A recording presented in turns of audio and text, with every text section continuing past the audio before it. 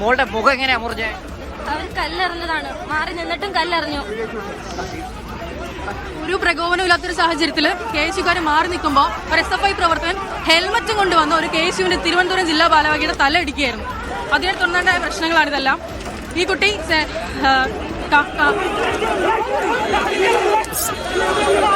വലിയ രീതിയിലുള്ള സംഘർഷം പോലീസുമായിട്ട് ഏറ്റുമുട്ടുന്നു. ലാത്തി വീശി പോലീസ് നേരത്തെ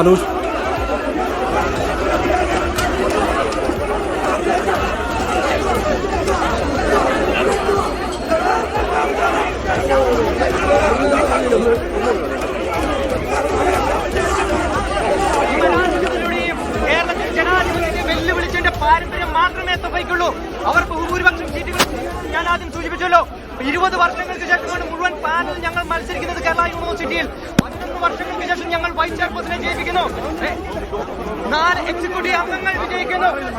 അക്കൗണ്ട്സ് കമ്മിറ്റി 4 സെനറ്റ് അംഗങ്ങൾ ഞങ്ങൾ വിജയിച്ചു കയറാൻ പോകുന്ന സാഹചര്യം. ജനാധിപത്യത്തെ കശാപ്പ് ചെയ്യാനുള്ള SFIയുടെ ഈ ചെയ്തികൾ ഇവിടെ അവസാനിപ്പിക്കണമെന്ന് KSU പറയുകയാണ്. കൊട്ടേഷൻ സംഘങ്ങളെയാണ് നിങ്ങൾ വളർത്തുന്നത്. എക്സിക്യൂട്ടീവ് കമ്മിറ്റി അംഗം വൈസ് ചെയർപേഴ്സൺ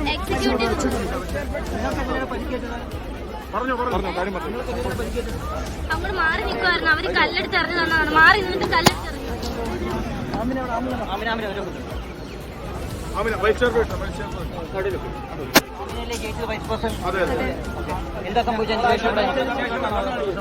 നമ്മൾ നോമിനേഷൻ കൊടുക്കാൻ വന്ന സമയത്ത് തന്നെ അതിക്രൂരമായാണ് SFIക്കാർ നമ്മളെ മർദ്ദിച്ചിട്ടുള്ളത്.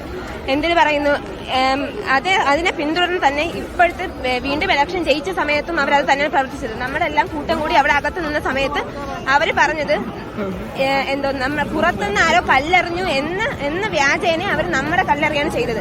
എന്റെ അതേ കോളേജിൽ UUC നൻസിയ, അവൾ കല്ലെറിഞ്ഞ് അവളെ മുഖത്ത് പാട് വന്നിട്ടുണ്ട്. എവിടെ വെച്ചാണ് ഈ ആക്രമണം ഉണ്ടായത്? യൂണിവേഴ്സിറ്റിയുടെ അകത്ത് വെച്ച്.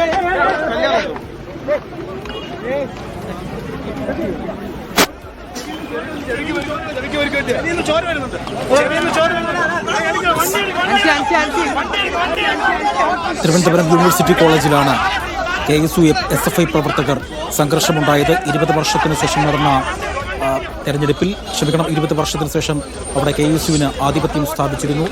ഇതേ തുടർന്നുണ്ടായ സംഘർഷമാണ്, വാക്കേറ്റമാണ് വലിയ രീതിയിലുള്ള സംഘർഷത്തിലേക്ക് എത്തിയത്. RB സനൂപും ഗോപാലുമാണ് അവിടെ